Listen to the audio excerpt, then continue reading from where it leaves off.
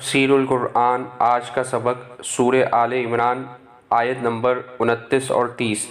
اعوذ باللہ من الشیطان الرجیم، بسم اللہ الرحمن الرحیم۔ قل ان تخفوا ما فی صدورکم او تبدوه یعلمہ اللہ ویعلم ما فی السماوات وما فی الارض واللہ علی کل شیء قدیر۔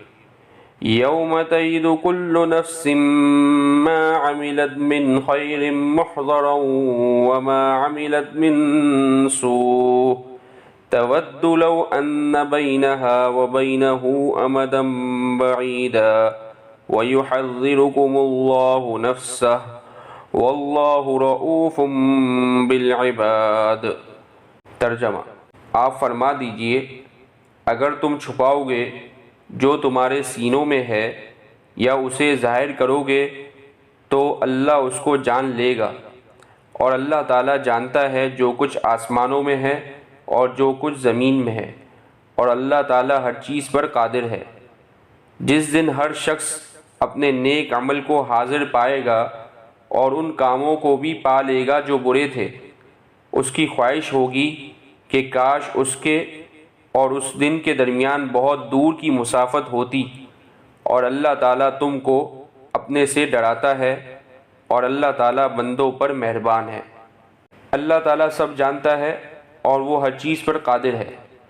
پہلے تو یہ ارشاد فرمایا کہ اللہ جل شانہ کو سب کچھ معلوم ہے، دلوں کا حال چھپاؤ یا ظاہر کرو وہ سب کو جانتا ہے۔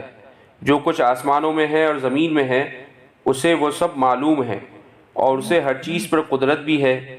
جس ذات پاک کے علم و قدرت سے کچھ بھی باہر نہیں، اس سے ڈرنا اور اس کے احکام کی پابندی کرنا لازم ہے۔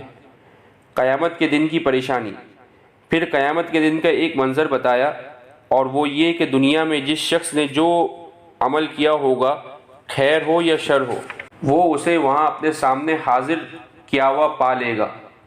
انسان کی تمنا ہوگی کاش یہ دن نہ ہوتا جس میں اعمال پیش ہوئے، میرے اور اس دن کے درمیان بہت بڑی مسافت حائل ہوتی، میرے اور اس دن کے درمیان بہت بڑی مسافت حائل ہوتی، لہٰذا اس دن سے پہلے ہی ہر شخص کو اپنے اعمال درست کر لینا اور اعمال صالحہ کی فکر کر لینا لازم ہے۔ برے اعمال کا برا انجام ہے۔ پہلی آیت میں وَيُحَذِّرُكُمُ اللَّهُ نَفْسَهُ فرمایا، پھر اس آیت میں بھی اس کا اعادہ فرما کر مکرر نصیحت فرما دی۔ وآخر دعوانا الحمد للہ رب العالمین۔